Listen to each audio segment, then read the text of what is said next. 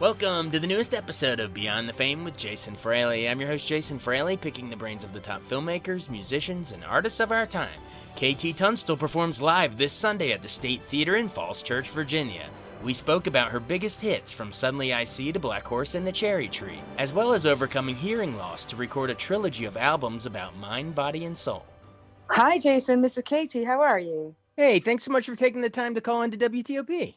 Of course. It's great to talk to you. Now, we're talking because you're coming to the State Theater in Falls Church, Virginia this Sunday, March 13th. Where are you calling us from? I'm calling you from sunny Los Angeles. Oh, cross So country. I'm going to be getting my winter coat out of out of a bag in my garage to make sure I'm okay coming over. How is it over there? You know what? It's actually, as of like this past weekend, it actually started warming up a little bit. So it won't be too much different from your California. It won't be quite California, but you know, it warmed up a little bit for you for your trip here. Well, I always love coming east. It's great fun and seeing everybody, and it's always a great night. Well, what can we expect from the show? I guess all the old hits. Anything new you've been working on? Yeah, so I've got a new record coming out at some point this year. We're just pinpointing the dates, but I've been working on a trilogy of albums for the last 7 years, and it's based on soul, body, and mind. So the brain record is about to come out and finish the trilogy. So I'm definitely playing a couple of songs from that, new songs that aren't released yet. But it's a solo show, so I love doing my solo show. It's just me with all my crazy gadgets, so that I basically sound like a band, even though it's just me on stage. Well, yeah, that's what you really became famous for there. The sort of that one person band there with all that. But real quick, I wanted to touch on something you mentioned. You said sort of it completes the soul, body, mind trilogy. So was soul the Kin album, and then body was Wax, and now this is Mind? Exactly. Yeah, that's exactly right. So I just thought, what amazing subjects to cover in terms of like thematic records, it's just endlessly fascinating material in each of those. And to do the soul one, and then I was doing the body one, thinking it's so crazy that we're these existential beings just driving around in meat cars, these weird meat suits, and then the mind. And during the soul record, Kin, in 2016, my life had completely changed. I'd got divorced. My father had passed. I moved to America. I changed my life completely. And then during the Wax, the body record, halfway through that tour, I lost my hearing. So I completely lost hearing on one side of my head, on my left side, which hasn't come back. Oh, wow. So I had to kind of deal with that, which was so weird when I was playing a record about the body. And then I'm thinking, oh man, what's going to happen when I make the mind record? I'm going to lose my mind. And then the whole world lost its mind. The pandemic hit just as I was starting to make it. And everybody went through this, this kind of real challenge to our mental health. It's been a really crazy ride. Oh, you said it perfectly. These last 2 years have challenged the soul, body, and mind more than anything. Really, yeah, exactly. And I think ultimately, the trilogy is sort of like my own self-help book.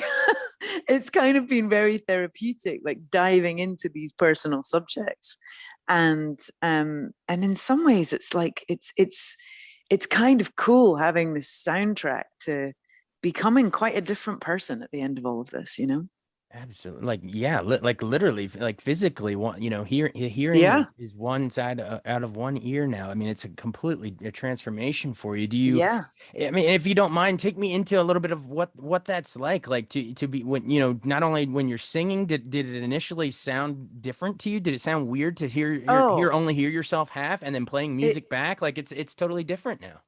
It sounded so gross at first. It was really hard. So I was on tour. I'd had tinnitus and a little bit of top end hearing loss for about 10 years, but it had just been totally stable.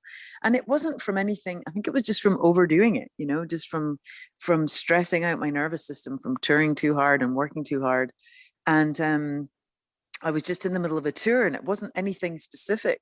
I just woke up on the tour bus one morning, and I wear earplugs when I'm on the bus, and took my earplugs out, and I was like, whoa, there's no difference. I feel like the earplug is still in my ear.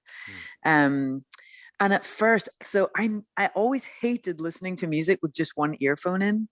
I never, when you see people who are kind of on the train or, walking along, just listening on one ear, I was like, God, how do people do that? It sounds so bad. And then that's what I was left with. And at first, everything sounded super tinny, like the whole world sounded like it was coming through this, the speaker system in an airport. It was just like, oh no, this is awful. And I remember asking the specialist, like, should I rest? Should I hide myself away and not expose myself to too much noise?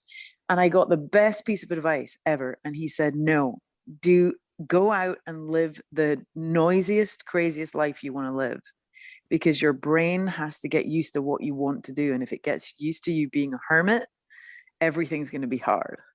And I thought, oh man. So I had to kind of force myself. I was in New York at the time, and I had to force myself out on the streets of New York in November with a foot of snow and everyone screaming and car horns.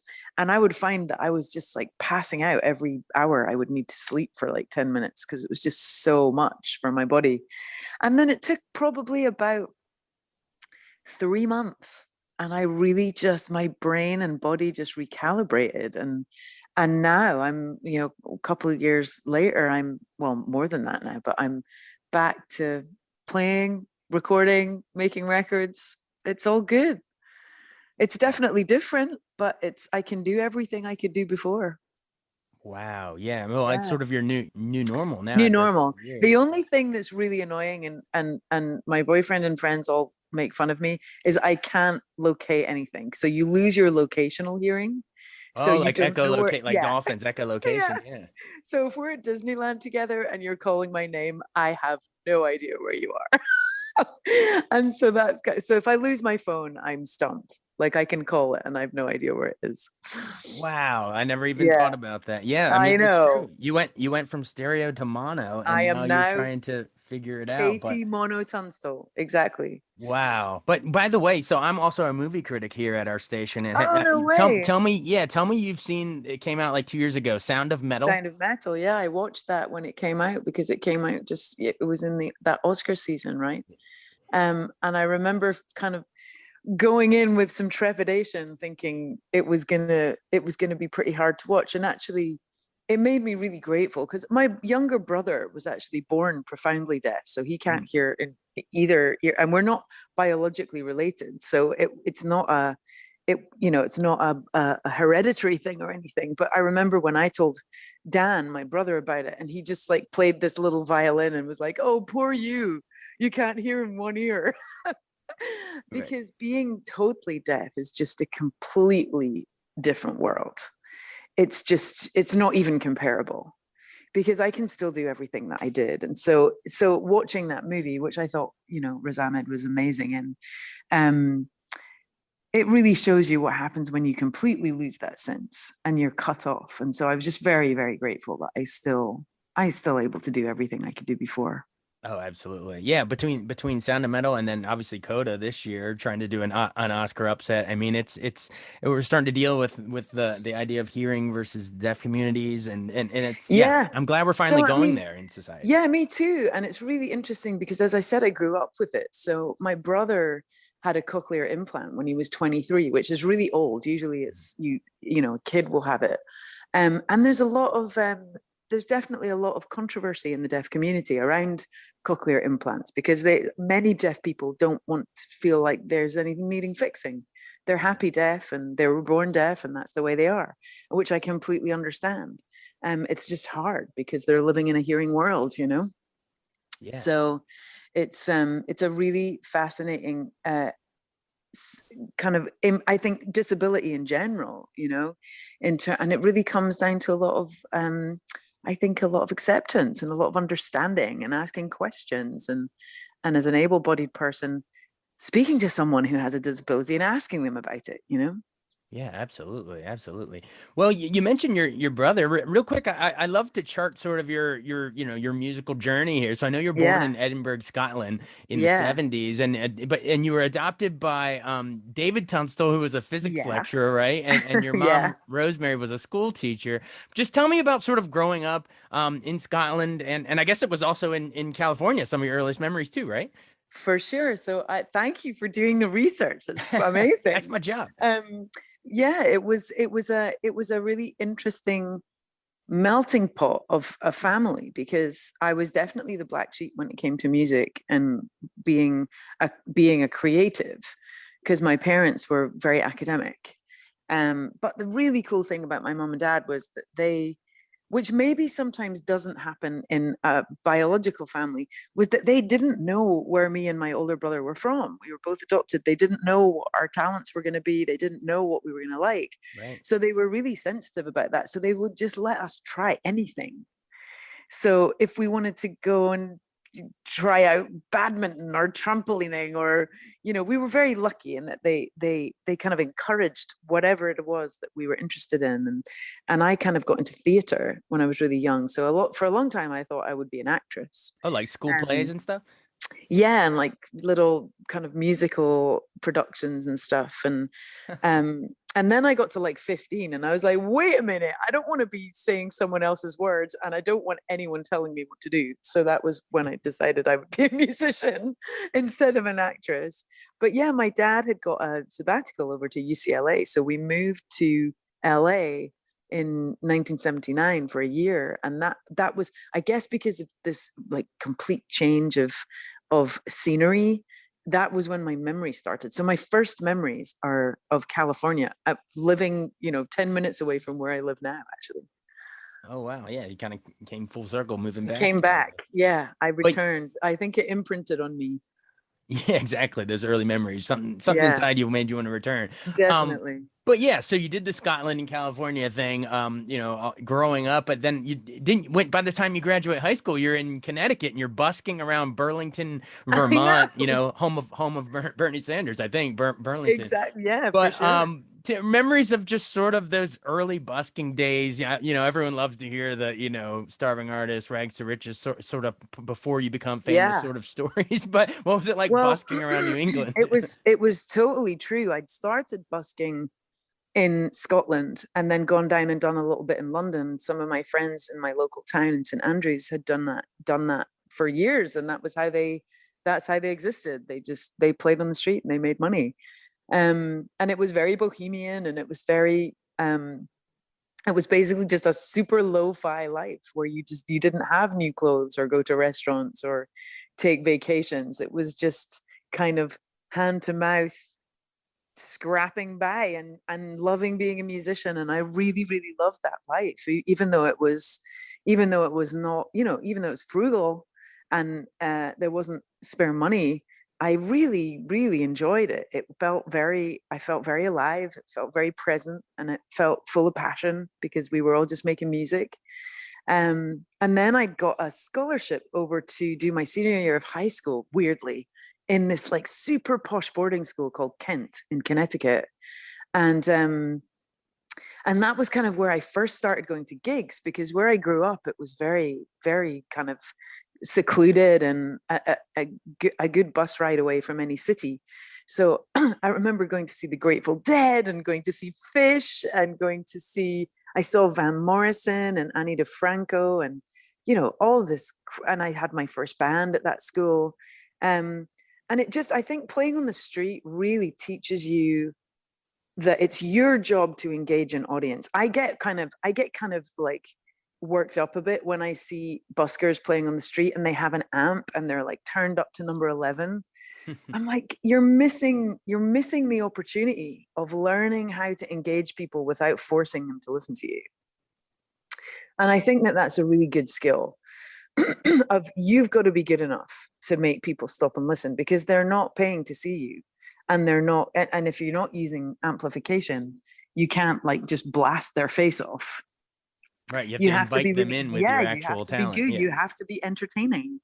And that really honed my skills a lot for playing live. And I mean, I took up guitar when I was 15, so I learned piano and flute, and I'd taken like classical lessons, but I just taught myself guitar and didn't have singing lessons, and just did that all kind of myself, which I really liked, because I like not having anyone telling me what to do. And so but if someone had said, when sat me down when I was 15 and said, listen, girl, you're going to make it, but it's going to take your whole life this far again. It's going to take you another 15 years before you get a deal. I would have been like, wow, that's a long time. But I did it, and I'm so proud. There wasn't a lot of belief around me that it was going to work. So I had to dig deep a lot of that time to just have self-belief that I was good enough to make it. Well, I'm glad you believed in yourself. Yeah, I didn't get my record deal till I was 29. So 29. All right, so you're 29 when the British label Relentless Records signed you for that debut album. It's called Eye to the Telescope in 2004. Obviously, the title, obviously a callback to, I guess your dad's physics lab there. Yeah, for sure. He would like get us up in the middle of the night if there was something astral happening. And we would just all in our pajamas bail into the car. And I remember like seeing Halley's Comet through the telescope. He had the keys to the telescope, to the observatory. And I was just, 8 years old, just going, what the hell? Like, there's stuff in the sky. Makes you feel small, man.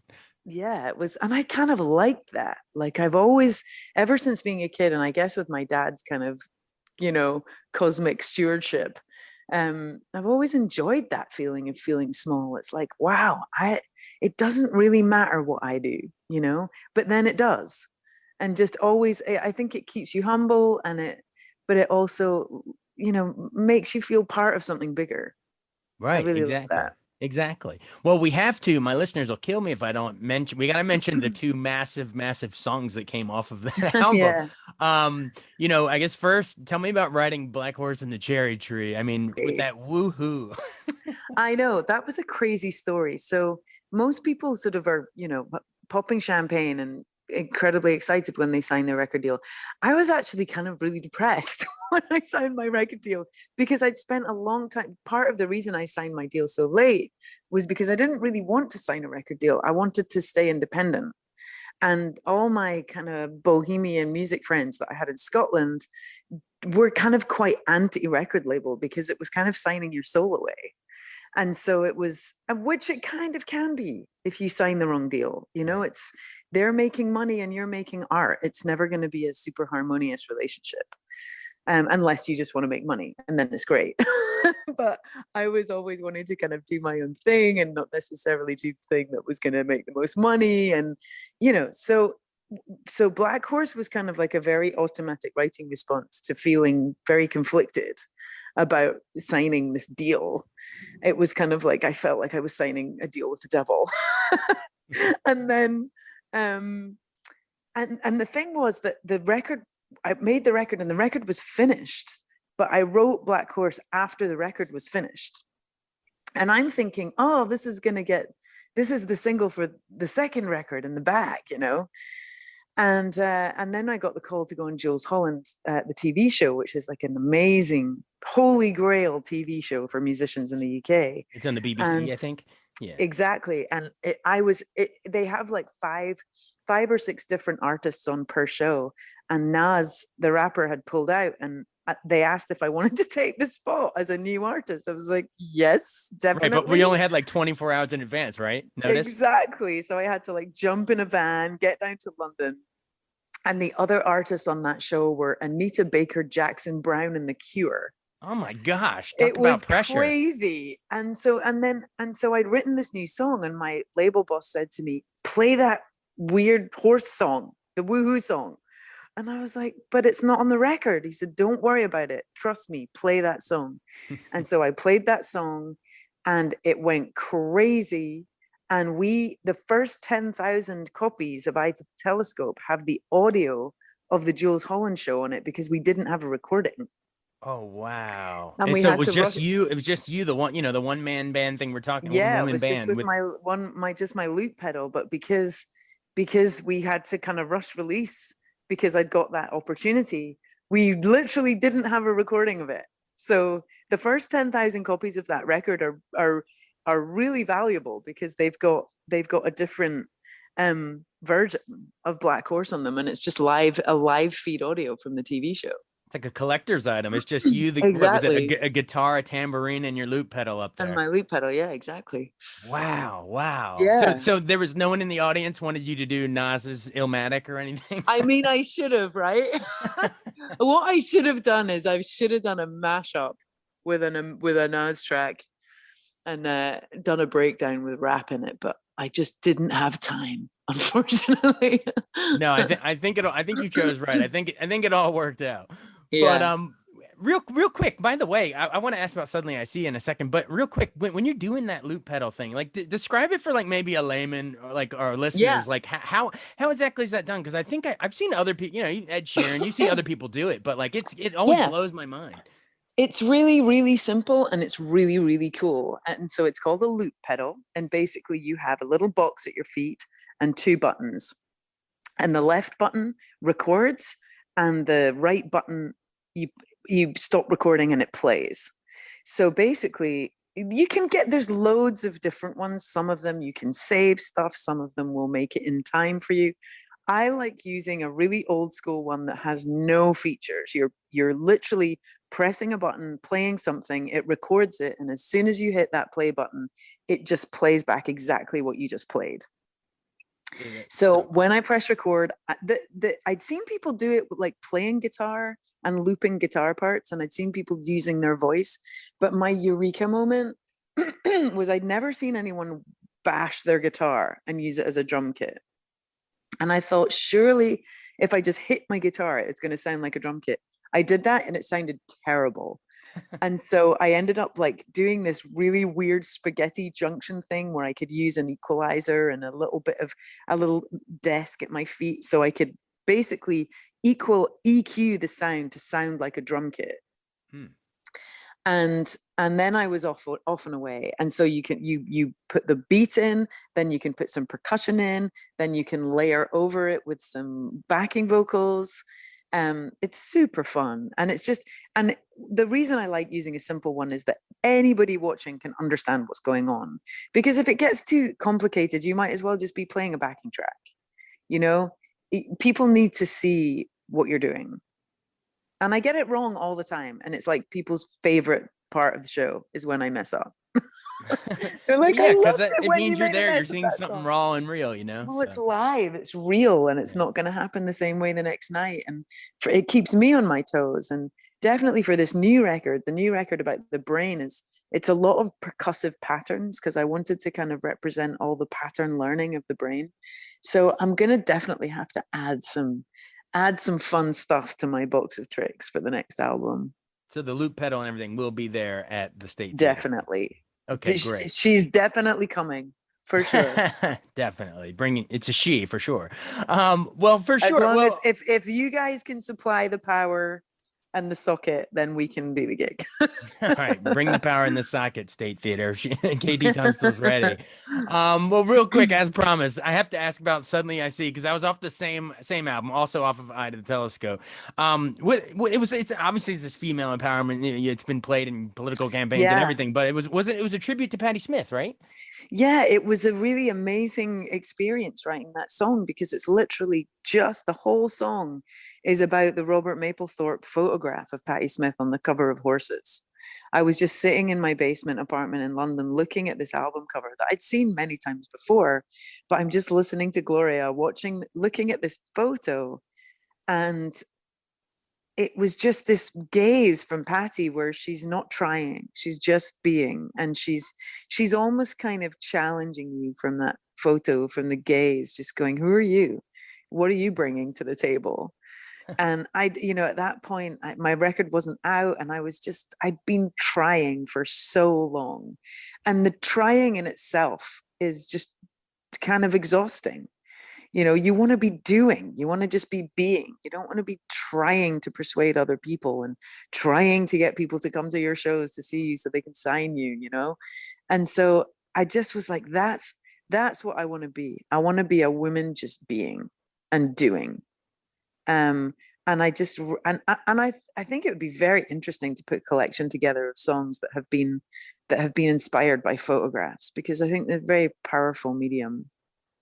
Oh, that is such a cool story that Yeah, it was the photo of Patti Smith and her eyes were just basically yeah. daring you like, all right, what you got? Bring it. Exactly. Yeah, it's an amazing picture. And I think so interesting that the picture is taken by her dear, dear friend, because when someone takes a picture of you that you don't know, you look at the camera. But if someone that you know is taking your picture, you're looking at them. Right. So you're looking through the camera at the person. And I think that that can always kind of give you a deeper result. Very, very cool. Well, cool. Well, I know, yeah, I mean, and of course here in the States, suddenly I see was on The Devil Wears Prada and Black Horse was, covered on American Idol, and it's just you're off to the Yeah, races at that point. Everybody knows you at that absolutely. point.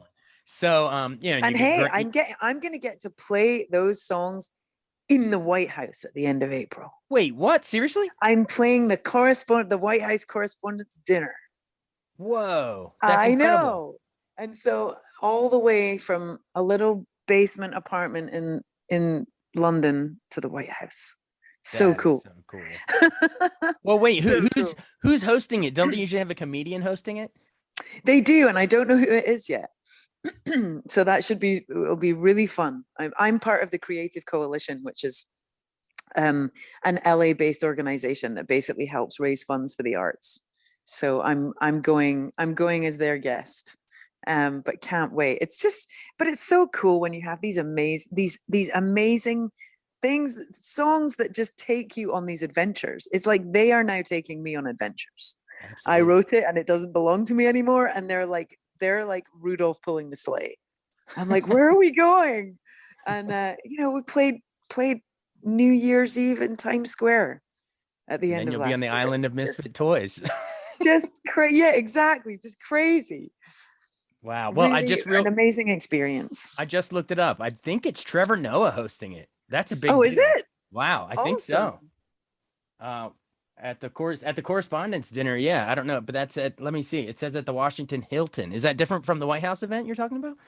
I have no idea. All right. Well, I'm I pretty haven't sure even looked it's at the probably all details part of yet. the same thing. I think he's hosting, Yeah, you might be I'm sure it performing. is. Yeah. Wow. Well, well, Awesome. that's great. Well, I really appreciate you joining us. I mean, we could spend here forever going through all your We albums, could. And but thank you yeah. so much. It's been a lovely interview night. It's always so nice that you look into the backstory. It makes for great conversation. Well, it'd be boring if I didn't know any of the stuff. It's awesome. But everyone check out, Drastic Fantastic, Tiger Suit, Invisible Empire, Crescent Moon, and that brings us all the way up to the trilogy you're talking about, Yeah. Kin, Wax, and what's the new one called? What's the Mind one called? I haven't said yet. It's still a surprise. So I will be sharing that very soon. All right. Well, we'll look out for that. And everyone come check out KT Tunstall at the State Theater in Falls Church, Virginia this Sunday, March 13th. So get your tickets now. Hey, thanks so much for doing this. This is great. Pleasure. I'll see everyone at the theater. Thank you so much. All right. Bye. Take care. Bye. Thanks so much for joining us on Beyond the Fame with Jason Fraley. Remember to hit the subscribe button and give us a 5-star rating if you like what you hear. We'll see you next time.